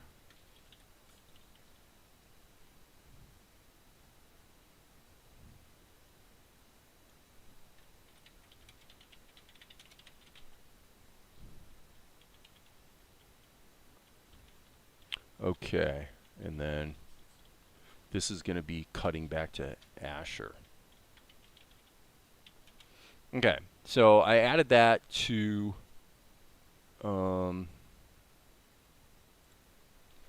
what I'm going to do is, he's going to say, something that's been bugging me.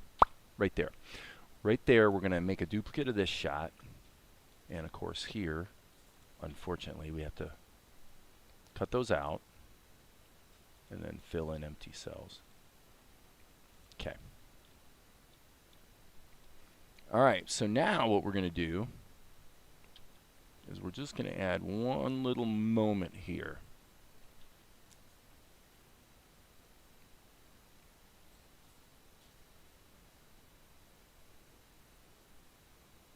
Just a little bit of a squeeze on the eye.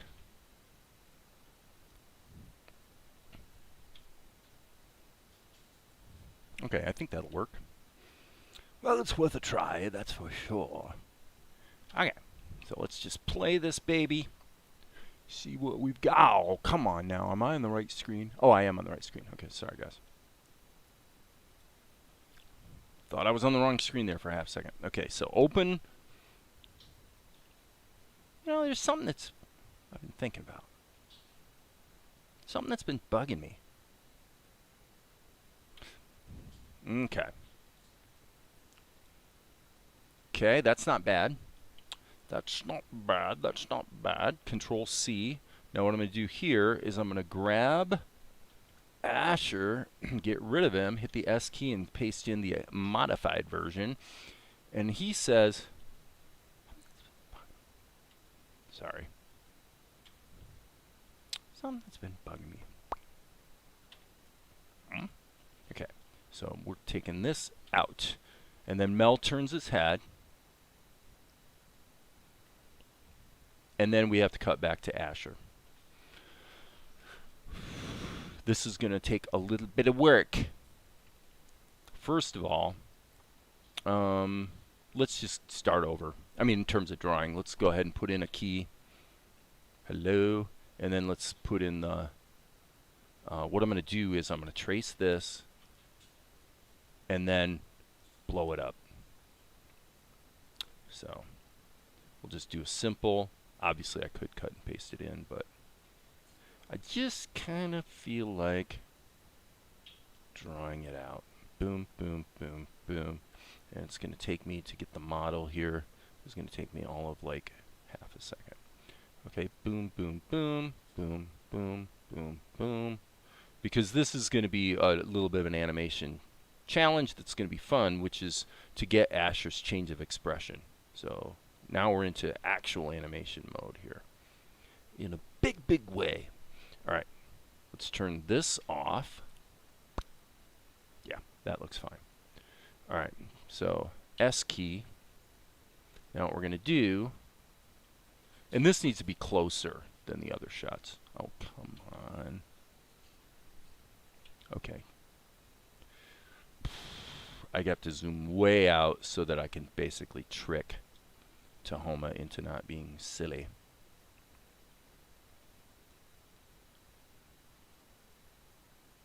That feels about right.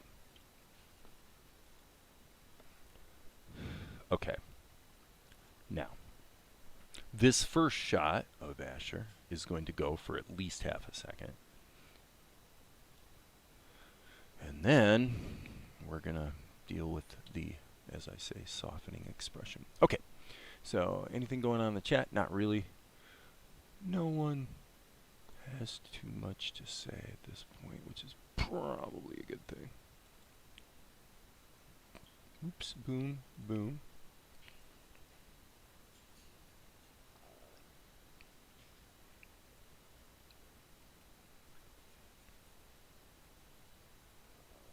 Okay, what is wrong here? Well, I guess nothing. Oh, I see what's going on. The lines look really different because it's been stretched up, so these pencil lines here are extremely thick.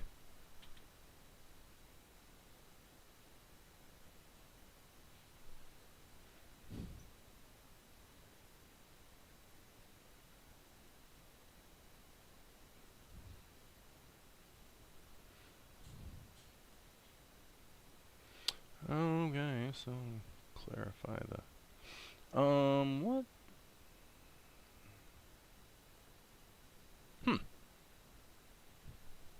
What am I seeing there?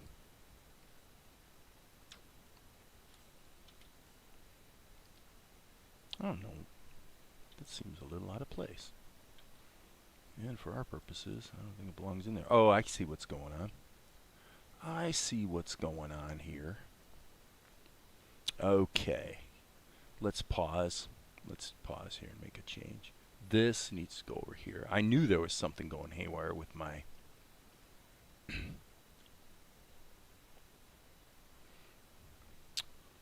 there was something going haywire with my pencil lines. And I'll show you what it was. Okay. Now, I'm looking for a... there it is. This animation keyframe needs to go. And now this is going to be too big.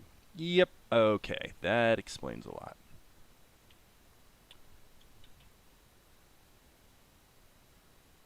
Sorry, friends. Had a brief software glitch. So why did I do that? Right now, I'm finally back to the frame that I'm working on now has not been scaled, and so now the pencil is actually looking like it's supposed to. So if you have no idea what the heck that was all about, sorry. Okay. Okay, so what happens is Asher softens, as we say. Mel glances back and Asher's uncertainty softens.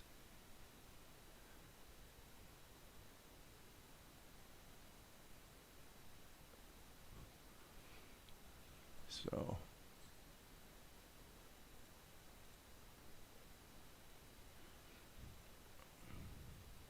I guess we're going to want that next drawing in there.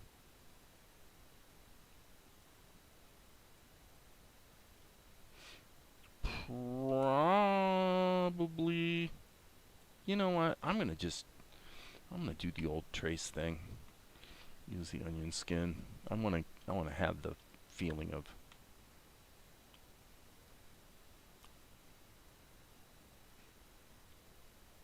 redrawing in there. Okay, and I'm actually gonna pull that up to here so that I can. Okay, I did that as a duplicate, so I want to just erase this. So what I'm doing is I'm just drawing the stuff that changes.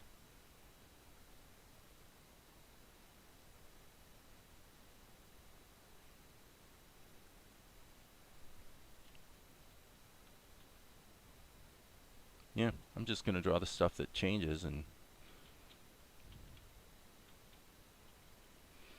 see how that feels. I think when we play it back, the onion skins will disappear. Hello, Elkie? Yeah. So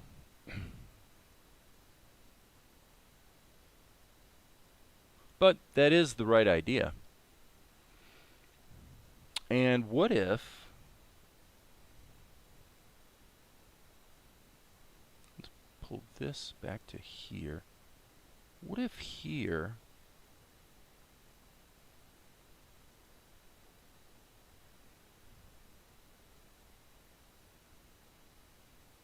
no, I don't think so. I was considering letting his almost a smile come across his face. Like a resigned smile.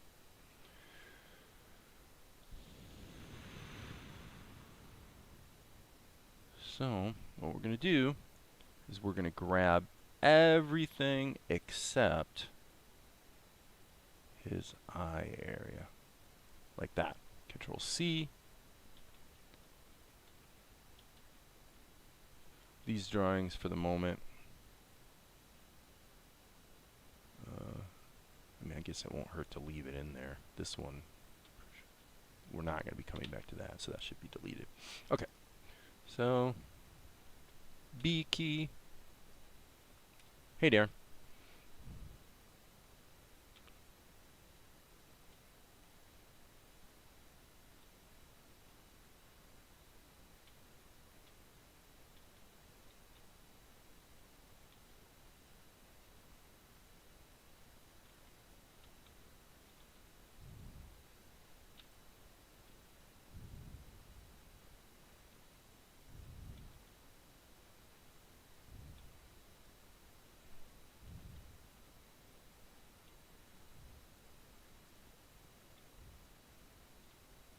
That's wrong. Good example of trying to be sensitive to errors right when they occur. That should be more like there.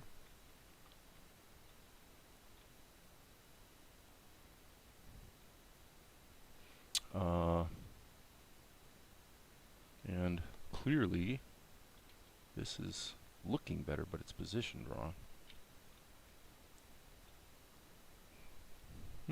Arguably in the close-up this was wrong to begin with. Should probably be right there. Yeah, that's better. Okay, so the actual change of expression is pretty good. Pretty much captures what I was after. So with that, we want to consider what the timing of it needs to be. Zap back to the beginning of the shot.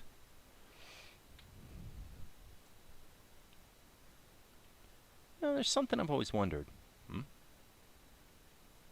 Something that's been bugging me. Too long.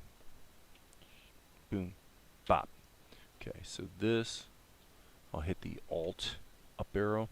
Just move all this stuff up. Okay. He says, something that's been bugging me. He said, I didn't go back far enough. Sorry, guys. I want to work through the timing here in real time. So, something that's been bugging me.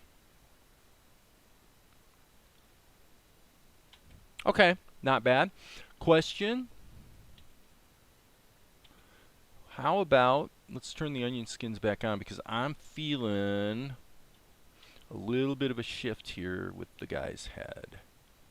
I'm seeing his, let's anchor this right there.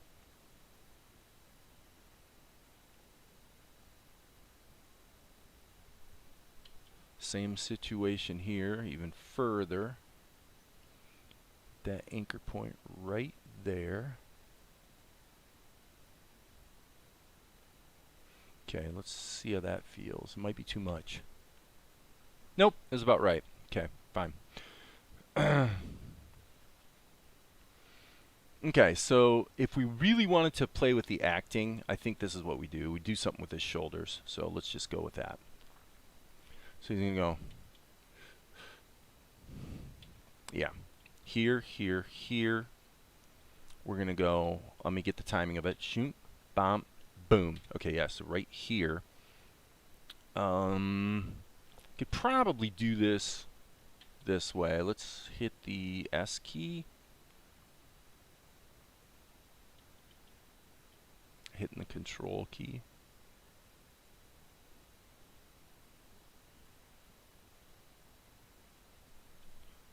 D key, duplicate that. I'm going to do the same thing twice. So what we're doing is we're just giving him, well, you guys can see what I'm doing. So I'm just going to keep moving all these garbage frames downstream so I don't have to think about them. Yep, perfect. That is what I wanted. So this is going to be, we'll just erase this and redraw it for this part. Okay, B key. There it is. So a resigned sigh, if you will, I think does very compactly, provides the feeling that I wanted here in Asher's motion and E motion. Now, there's an interesting thought. Let's do that. This may not be something I want to keep, but I'm going to try it. So, bloomp, bop. So right here, I'm actually going to throw this back in. Control X. And it'd be bop, bop. Okay, so here we would jump back to 21. Okay, so let's get rid of these guys. Delete them. We'll go over here and grab 21 and just plop it back in. Okay, so in other words, he's resigned. Therefore, he's shrugging his shoulders. And I think that's very compact. Does a good job of conveying the right emotion, such that now all I have to do is add the lip sync.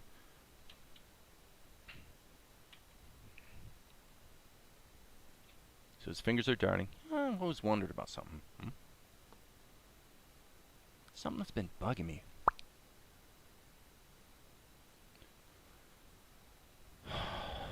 Okay, not quite. Let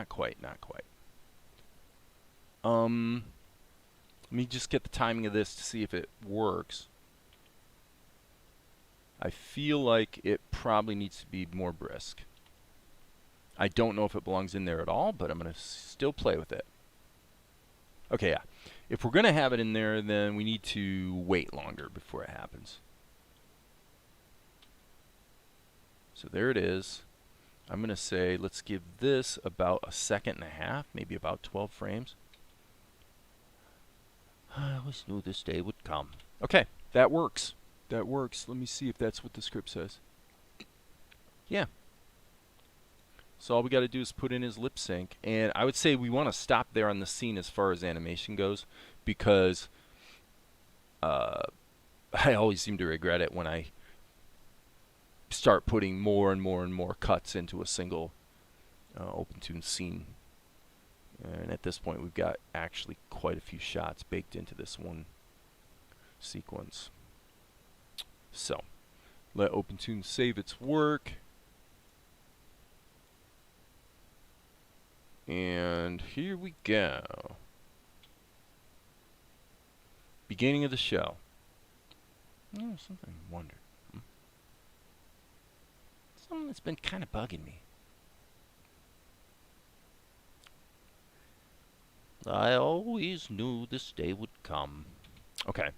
Not bad. Not necessarily great. I feel like maybe that's too long. So I'll hit Alt A so that everything ripples.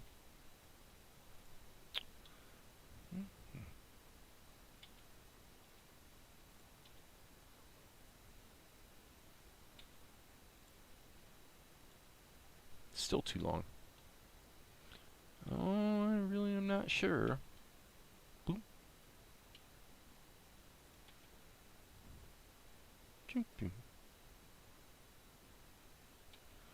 Okay.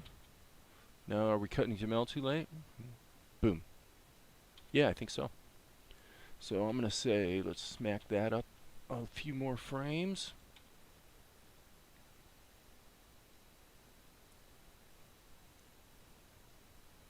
Okay. Now, obvious question here is whether Mel needs to be tweened. He probably should be. If we're going to do that, let's just do it this way. Let's put in a duplicate here. And for crying out loud, let's just completely delete him and put in a proper tween. Okay, so the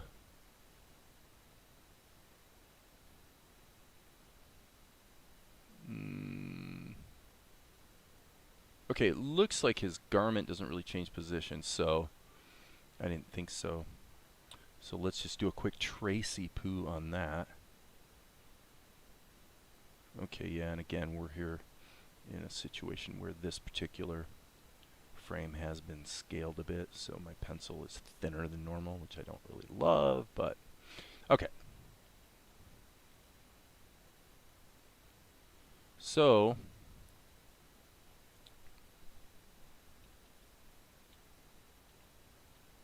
let's just do it this way. Chin, chin. Probably something like that. Okay, point of chin. Down here, probably something like that. It's basically a middle tween. I mean, I'm going to try to favor the initial position a little bit. So probably something like that.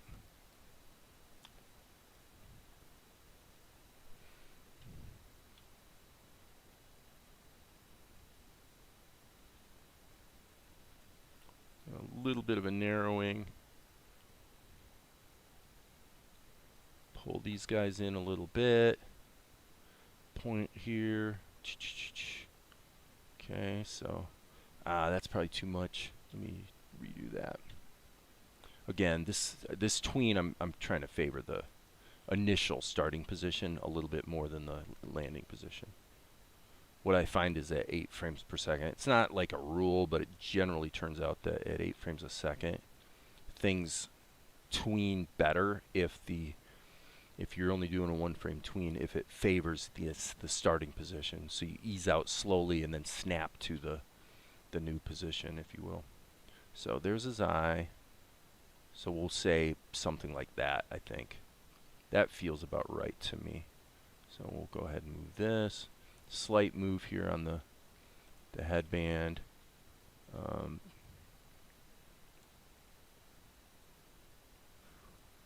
Little bit of a move, kind of laterally. So maybe a little bit there, a little bit there.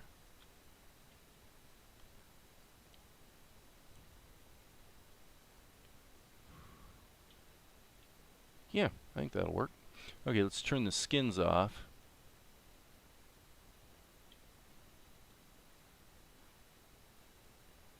So I think that's gonna work. Let's give it a crack. Yeah, and actually, indeed, probably this should be an eye close. This should be a blink.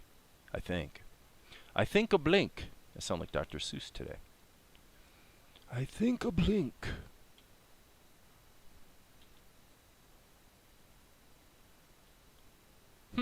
Not bad. Not bad. It's working. How long have I been streaming? Almost 2 hours. And I'm getting a lot of really good. Now, see, that looked good. that worked. Bloom, bloom, bloom. Look at that tween. That's a great example. I'm kind of proud of myself because that's a great example of an 8 frame per second tween that looks very smooth. And again, I think it's because it favors the first position. I actually did a good job. I like it. I knew this day would come. Okay, so one thing I'm not sure about here. I knew this day would. Okay, this is not working. It was a cool idea, but basically it's just not working. So I'm just going to take it out. It's too much. It's a great example of, well, you could have him do a head, or you could have him do a shrug. Yes, you could. Does it make the storytelling better? Well, we'll find out. The answer here, I would say, is a pretty firm no. I always knew this day would come. Boom. End of shot. Okay, we did it. 132 frames, and at 80 frames per second, we're talking about, we're at 15 seconds.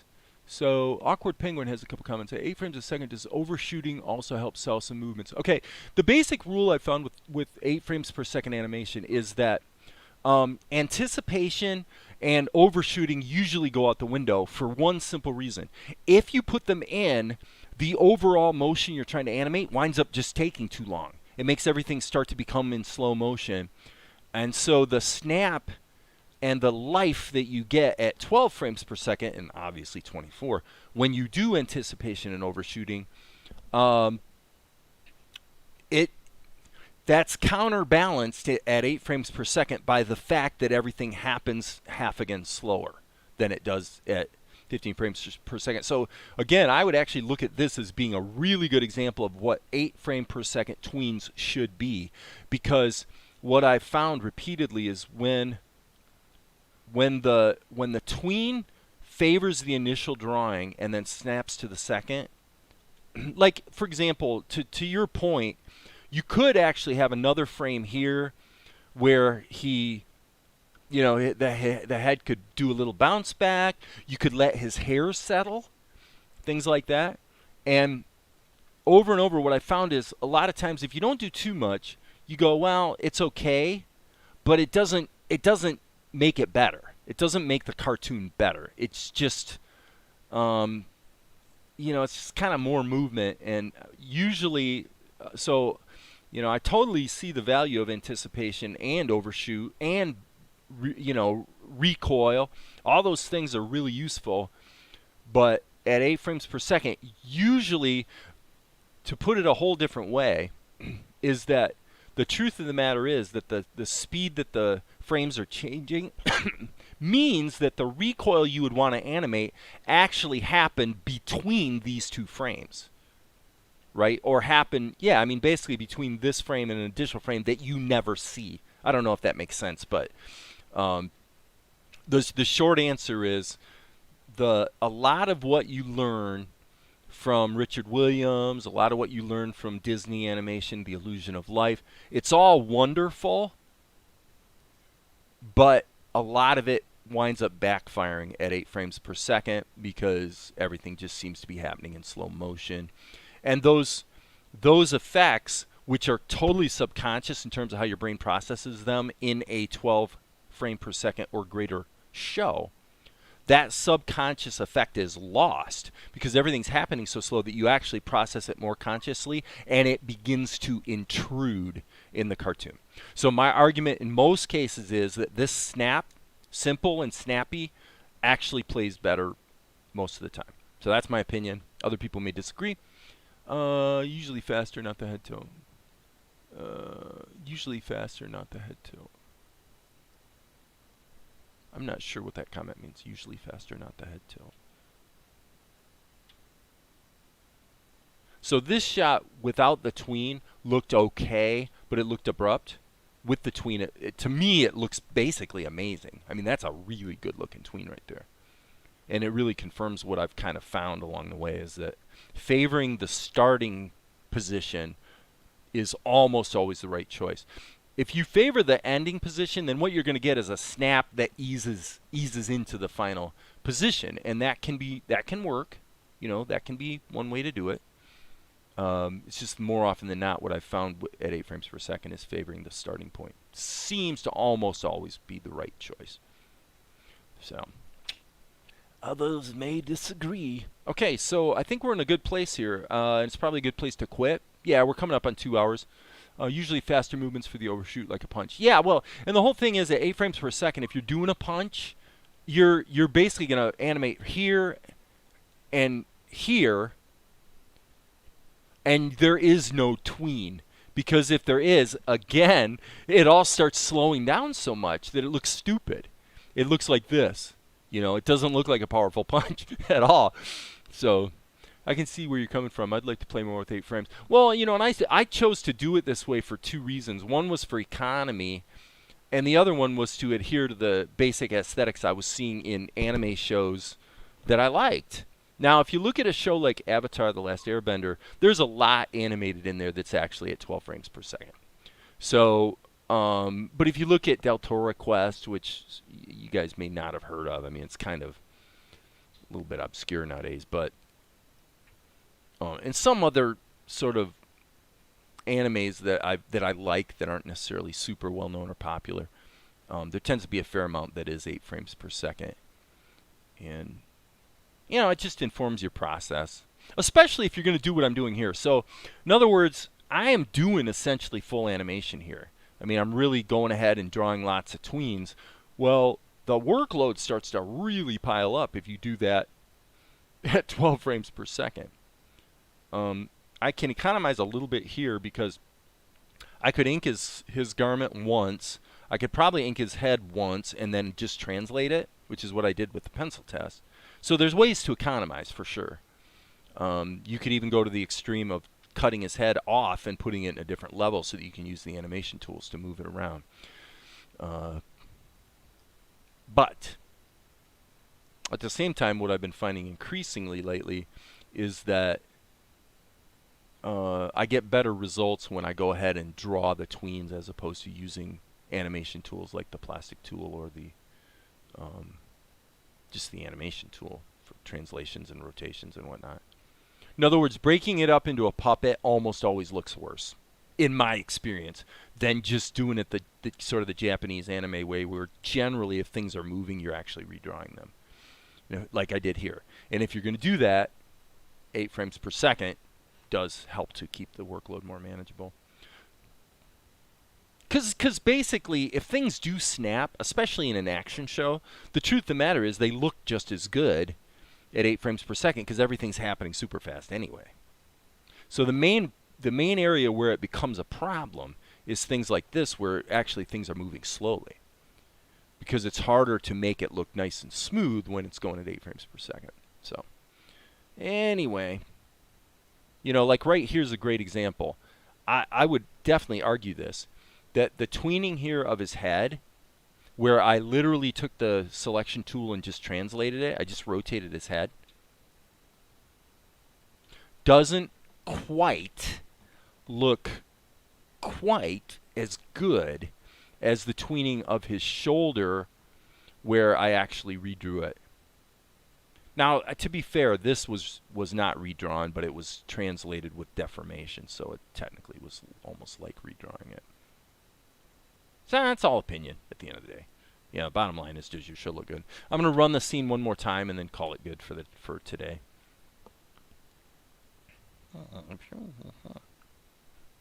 Okay, and I'm actually going to run the dialogue. So he's mumbling. You know, there's something I've been wondering, Mel says. Something that's been bugging me. Huh? I always knew this day would come. So Asher thinks that Mel is going to ask him about Ashnan. I don't know. I mean, Toon Boom, when I think about Toon Boom, I don't even know what harmony is nowadays.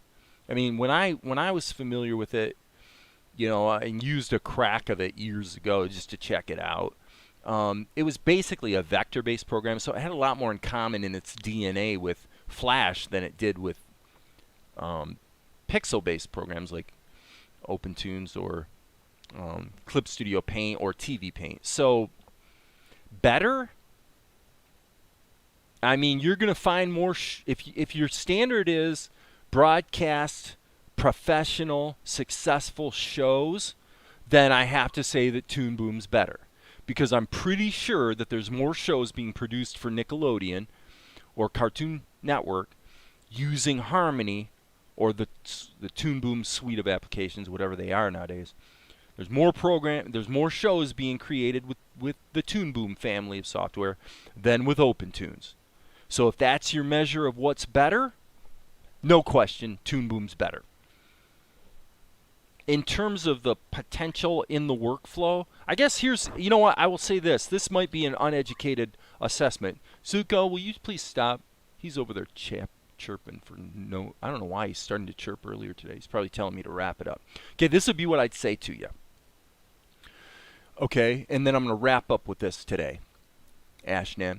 If what you want to do is create puppets, and you want to work in a 3/4 view, and you want to really introduce a lot of efficiencies, which you see being done really well on some of the stuff that's on Cartoon Network, that's on PBS Kids, that's on Nickelodeon. If that's what you're after, then my recommendation is probably going to be Harmony or Toon Boom. Because from what I know of it, it's really well suited for rigging.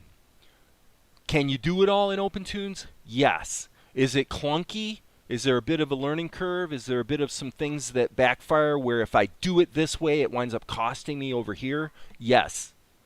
I've never seen anybody do... have you seen one example of a professional looking completed scene using a rigged approach with Opentoonz ever? Have you seen anyone do that? I've seen a couple guys try, but I wouldn't call it professional or, competitive. So can it be done? Yes. So if you want to rig, probably Toon Boom. But there's another caveat to that. If I want to rig, I'm going Blender all the way. Because I'll guarantee you that Blender will run circles around Harmony when it comes to what you can do with a rigged approach. So, pick your poison, as they say. Blender, if you're going to rig and you're going to start setting up drivers and things like that, if you don't know what drivers are, then you probably don't care about the answer to the question. But yeah, I mean, Blender 2.8 is even 2.79, frankly, for a rigged approach. 2.79, in other words, the Blender 2.5 series, there's nothing you can't do, and it's really powerful, because with Blender, I could set up a deformation that says if he raises his arm, there's a driver that causes his mouth to turn into a smile or some stupid thing like that you'd never do, but you could. I mean, you can set up all kinds of relationships, and it's not that hard to do. It's actually pretty easy to set up once you learn how to do it. So, if you're debating between Opentoonz, if anybody who's making a serious debate between Opentoonz and Toon Boom, I would say to them, if the reason you're debating that question is for the purpose of finding a job, then you might want to consider learning Toon Boom, because I think out in Hollywood, for stuff that's being done for actual networks, setting aside that probably a lot of the animation is not even being done in the United States. It's probably being done in Korea or wherever, or India. So setting that aside, if your goal is to fit in and get a job doing animation on a show, somewhere, then probably you want to look real hard at whatever tool they're using to create that show. More likely to be Toon Boom. But I don't know. For all I know, Adobe Animate, aka Flash, is also competing very well in actual use in studios that are producing shows for broadcast. I don't know. I really don't have a clue. Don't know, don't care. If your goal is a hybrid anime type of thing like I'm doing here, this software sure does the job just fine. And when it comes up short, it's not because of the software, it's because of me. It's because of my lack of skill. The tools are all there. So, thanks. And if you're looking for what tool is going to give you the most flexibility and power and capability in the widest range of circumstances where it's going to be professionally accepted and even used in the professional environment. No question about it, I'd be looking at Blender. Blender, Blender, Blender. I'd forget Opentoonz, forget it. Forget trying to animate with Krita for sure, and go to Blender, because Blender is widely accepted and used professionally. Obviously, its foothold is mostly in the 3D space, but it is by far the most well supported and capable tool there is. It's just that for me, for the specific kind of thing I'm doing, the Blender Grease Pencil actually in some ways lags a bit behind. Now, in some ways it's better, especially with the deformation tools. Back when I was doing more work in Krita, I would use the Liquify tool all the time to just mush things around. And obviously the Blender Grease Pencil completely cleans Opentoonz clock when it comes to deformation. The plastic tool is quite useful, but it's not even close. Not even, I mean, there's no comparison to what you can do in Blender versus what you can do with the plastic tool. So there you go. The tool never makes the animator. Well, I should have known Amar was going to weigh in with that comment. Of course, you're right, Amar.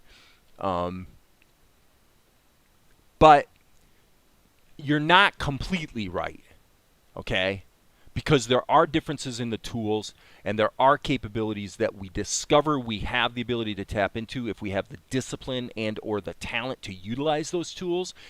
It does turn out that the tools actually do matter a lot, okay? Because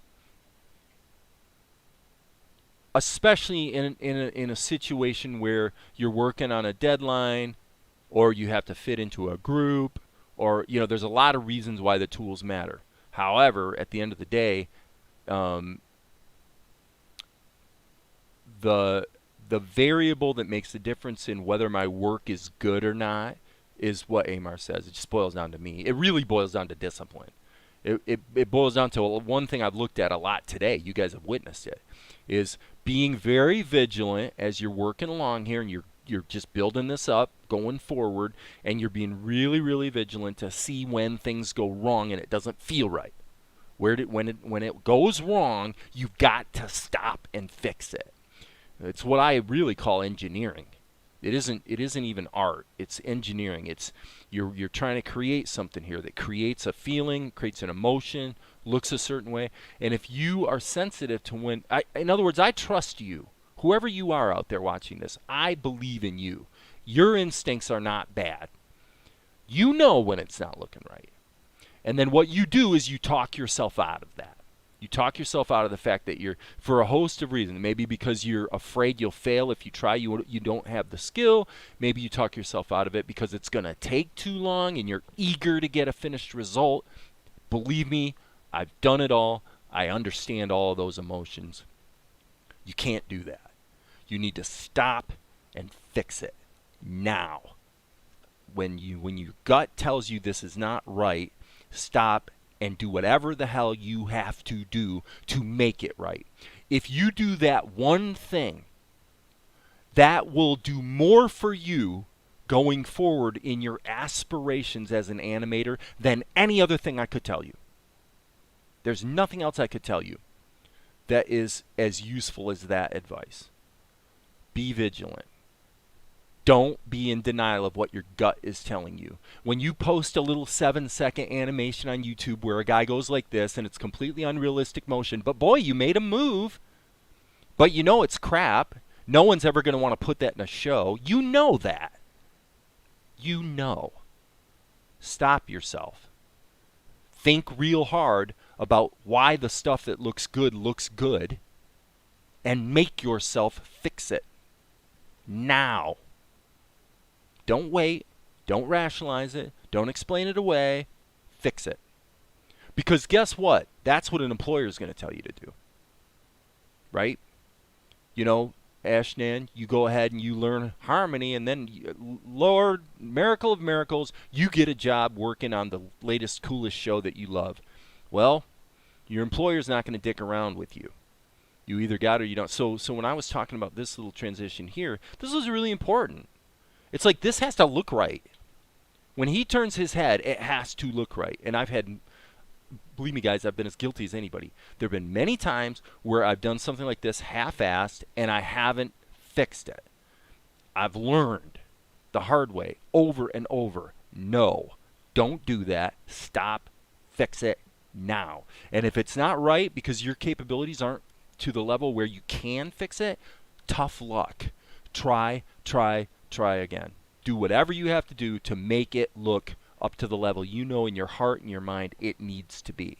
If you do that, you're going to be okay. You still may not be the most talented guy on the block, okay? In fact, you might be a modest talent. Actually, I believe that I am of modest talent. I am not a super talented guy. I've got a pretty good instinct for motion, okay? I got a pretty good instinct for characterization. But by far, the single thing that's been most helpful to me, and especially most recently, is just discipline. So that's my diatribe for today. Okay, so Amar's weighing in with a bunch on this. The tool never makes me. If you're doing art or animation, and by the way, that's why I showed these paintings, is because, and I'll show it again because I think it's worth showing. This is one day. This is one day. Next day. 3 days. And it's quite a progression, and the only reason that progression occurred was because I was determined to analyze, think about it, fix it, improve. Now, admittedly, I didn't go back and fix each one of those paintings and turn it into a better and better work of art. I did actually do a different painting every day. There's a time for that. But what happened was, what I learned about the discipline of it immediately funneled back into this. And I just erased my picture. It actually immediately caused my drawing on the cartoon to improve. So there's no understanding the value of discipline. Okay, so I'm going to go, you guys. Certain applications allow you to be able to cut corners. Exactly. They're just tools, man. They're all just tools. That requires skills based on how you use the tool or the workflow. Yep. Problem is, we live in a society of immediate certification, meaning gratification. Adulation meaning dividends, social dividends. I do something here. You know, you can't be honest with yourself, asking questions. Right. Amar's correct. You've got to be brutally honest with yourself. And I'm glad I stated that advice today, because it's something I've been telling myself. If you looked at my journals, you'd see this coming up over and over and over and over again, to the point where today I'm actually talking a little bit more than I should today. Because I actually have said to myself, Dave, literally, if you are not doing two things, number one, when you're live streaming, you are working on the show, and number two, you're not doing anything that is not something that you would want to sell as part of an actual finished broadcast, professional, competitive show. If I'm not doing that, what the hell am I doing here? That's basically where I'm at. And I mean that. And so if I'm yakking too much and not making, I don't mind talking about it if I'm talking through problem solving that informs the solution. In this case, that pretty much happened. So we're okay. But at this point in my life, the discipline is non-optional. The discipline is non-optional. I want to do this well. I want to do it competitively. I want to win. You know, I want to make something that can compete and succeed. And there's no doing that if I'm not disciplined. It doesn't mean I have to work long marathon hours. Marathons aren't actually that helpful. But I do need to be vigilant to when things are going sideways and fix them right now. So anyway, that's enough for now. Maria says, been learning and relearning drawing for about a year. Pulled out some stuff from last year. Oh, I have a long way to go and have come forward. I'm glad to hear it, Maria. It's excellent. You can have one video or piece of art go viral. All going viral does for you is it teaches you, it creates a neural association in your brain where you get social dividends for something that for all intents and purposes was an accident. Because the viral stuff is always unpredictable. And so the problem with that, it's not completely an accident. but you can kind of predict for it and shoot for it. But that's a little bit off topic. Basically, when something you do in this space becomes successful, all it does is teach you, especially if you stumbled on it by accident, all it teaches you is that crappy work habits actually pay off. And the problem is it's so unpredictable, you can't work that way. And, you know, so this matter of being vigilant about when things are going sideways is enormously important. And I only say it because I have violated that rule 8 trillion times. And it's caused both the quality and the length of time on the work I'm doing. I mean, I'm still pretty fast, but so what? You know, it's still I still could do better work quicker just by really, really paying attention and not letting stuff slip by. So anyway, with that, I'm going to end on that note. And as you guys know, there will be more